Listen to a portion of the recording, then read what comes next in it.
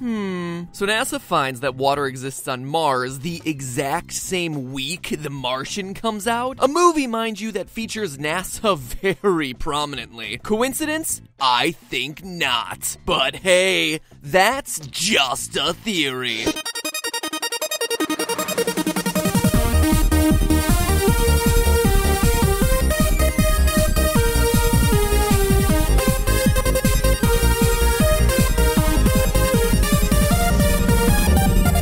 Hello, Internet! Welcome to Film Theory, where today's episode promises to be crappier than usual. But that's got nothing to do with the relative lameness of the puns we're using today. It's because we're talking about The Martian. And no, that's no judgment on the movie. It's just full of poop. Poop science. Poop science that we're gonna pick through to find the truth. Then flush and wash our hands, since that's the sanitary way to go. So what are all these rectal ramblings about? Well, the film is all about an astronaut named Mark Watney, played by Matt Damon, who gets severely injured during a massive dust storm on Mars. His team believes him to be dead, and to save themselves, evacuate the planet, escaping the storm and returning to Earth. As you do. Fun fact, this is one of the most scientifically inaccurate parts of the movie. You see, the Martian atmosphere is only about 1% the thickness of Earth's, meaning that its winds would pack much less of a punch. The absolute worst storms on Mars, the type that only occur once every 5 years or so, wouldn't be enough to register as a Category 1 hurricane. That might be enough to knock you over if, I don't know, you're not paying attention, but it surely isn't enough to tip rockets over or rip satellite dishes off of buildings and impale them into unsuspecting Matt Damons. But hey, it's just a setup. A movie setup. We'll let it slide. Anyway, the not-so-shocking twist of these first 5 minutes, since the movie just started and Matt Damon's face is all you see in the movie's marketing, is that, surprise, surprise, he's not dead. Bum, bum, bum! Which means Watney is stranded, alone on the red planet, and must figure out how to survive until NASA can figure out a way to bring him home. And, well, that might be easy in your Star Trek, Firefly, or Battlestar universes. This is hard sci-fi, which adheres pretty true to life, meaning the trip is gonna take a lot of time. So, how can Watney last for over a year on a planet without air or food? Well, let me tell you, on the other side of the spoiler warning. Now, I won't be ruining the ending of the film, or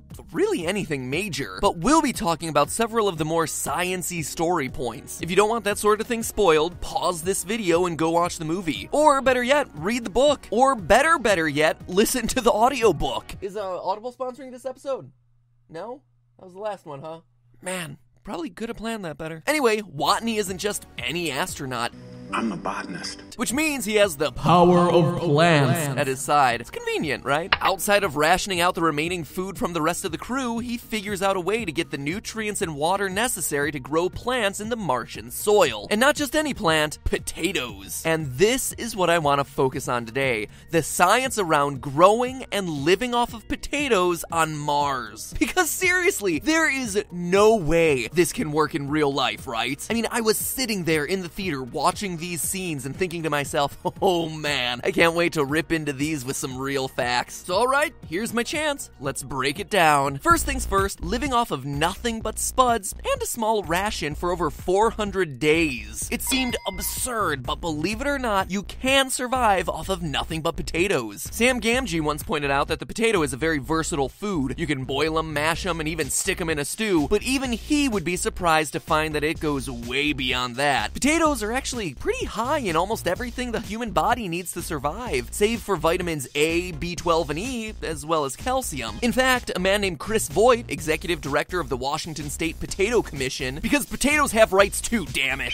went through 60 days of eating nothing but potatoes just to prove that it was possible. And oh yeah, it was possible. But as his blog entries show, you're not gonna enjoy yourself. You should read these things. By day 3, it's obvious he's already starting to kick himself. Quote, I finished day 3 last night. I have to admit, it has finally sunk in that I'll be eating just potatoes for 57 more days. Oh yeah, you will, buddy. And the deeper and deeper you go, the more desperate it becomes. Here's the rub though, he was eating 20 potatoes a day. Some mornings for breakfast, he was eating between 2 and 4 pounds of hash browns. Watney, at his leanest, is doing a single potato a day. It doesn't seem like enough, right? And honestly, it isn't. A medium potato is giving your body about 163 calories, when a man like Watney needs around 2,000. But it's not as bad as it might seem. Remember, Watney is on Mars, where the gravity is 1/3 of what it is on Earth. So, while he's still doing a ton of work each day in his efforts to survive, he's having to spend much less energy to do that work. Add to that the small amount of rations he's allowed to eat, and the fact that his fellow teammates left behind pills, most likely including some vitamin supplements, and it's not hard to believe that he could survive on this diet. Long story short, can a man live on bread alone?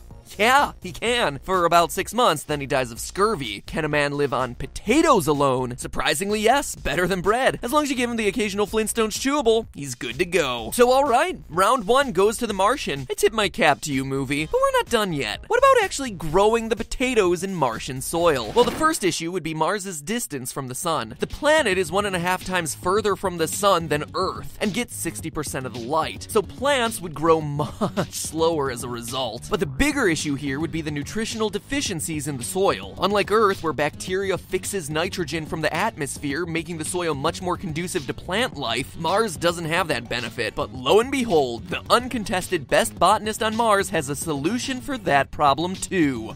Poop. To help fertilize the soil he gets from the surface of Mars, Matt Damon uses his own feces as manure. He even goes out to the back of the structure he's staying in and reclaims all of the feces his crewmates left before they evacuated.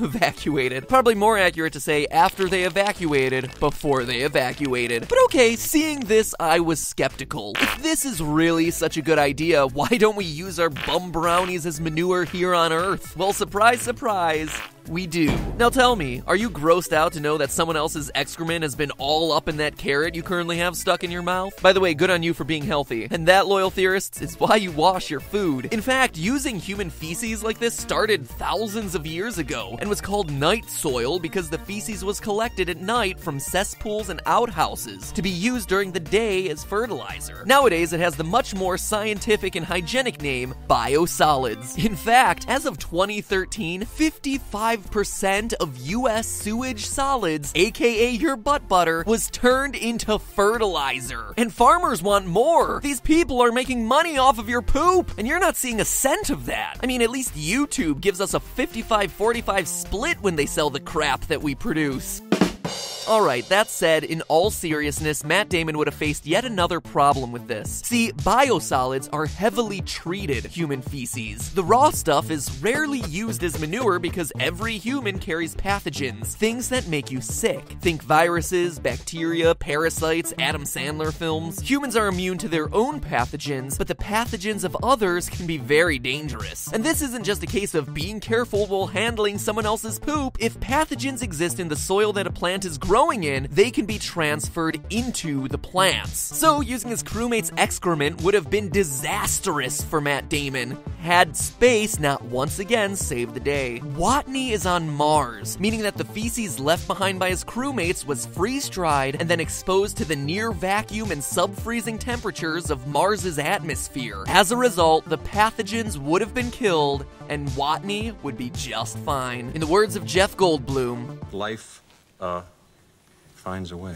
So in this episode, I'm batting 0 for 2. The science around our turd tubers, our poop potatoes, stacks up almost 100%. Notice though that I said almost, and that's because there's still one fatal flaw here. A flaw that I can't really blame the author of the book for not addressing, since this fact was discovered after he had already written the story. You see, loyal theorists, in May of 2008, the Phoenix Mars lander performed the very first ever wet chemical analysis of the dirt on the surface of Mars, and found that roughly 0.6% of Martian soil is made up of perchlorates. Don't worry, you're not supposed to know what that is. In fact, NASA, when they found it, even had to look it up. Perchlorates are basically salts that are capable of disrupting the body's metabolic systems. They interfere with our ability to absorb iodine, messing with the production of thyroid hormones and potentially throwing off mood, appetite, temperature, sleep, and more. Messing with hormones, never a good thing. I mean, perchlorates are used in some rocket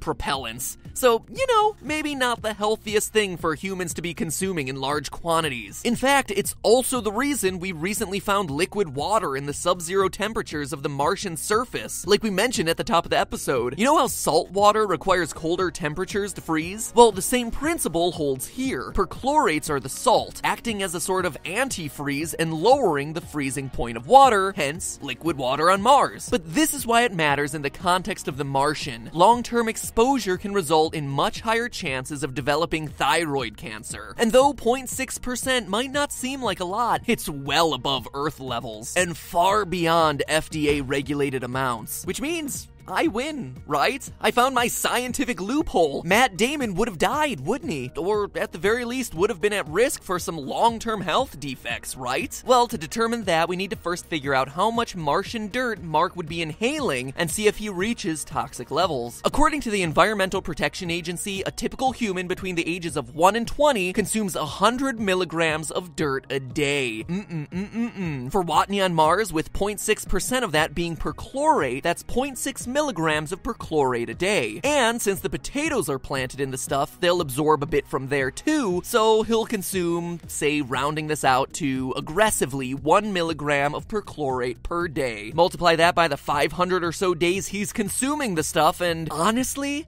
he's still in the clear. According to the Agency for Toxic Substances and Disease Registry, tests were done on healthy volunteers who took 35 milligrams of perchlorate every day for 14 days and 3 milligrams a day for 6 months. Both groups absolutely fine. And by our calculations, worst case scenario, Watney would be consuming 1/3 of that amount for 3 times the amount of time, so presumably he would be okay. And that extrapolation of the data is supported by longitudinal research. Long-term studies looking at similar levels of exposure over the course of years showed similar results. No effect. In other words, it would take a lot more of the stuff over a much longer time to start affecting the thyroid. And if all else fails, here's the kicker. Even if these were immediately toxic levels of perchlorate, there would be a really easy solution to it. Wash the dirt. Seriously, simple as that. Wash the dirt. Soak the soil in some water, let the perchlorate dissolve, pour the water out, and then boil it to reclaim the water. Remember, it's just salt. Watney's biggest threat would just need a bath. In conclusion, try as I might to science the shit out of these scenes, to find a reason why this absurd premise of planting potatoes in Mars would obviously kill Mark Watney off. The Martian did its homework from every angle. The potatoes, the fecal fertilizer, even the deadly salt, all explained away. These farming scenes are pretty darn airtight, which is good since Watney is out there in the near vacuum of space. And you know what? I'm okay losing this one. It's refreshing to see a piece of science fiction pay attention to the real world science. So good on you, Martian. Or the Martian. Your science gets the theorist stamp of approval. I guess you could say that the Martian's crap science isn't crap science. But hey, that's just a theory. A film theory. And cut.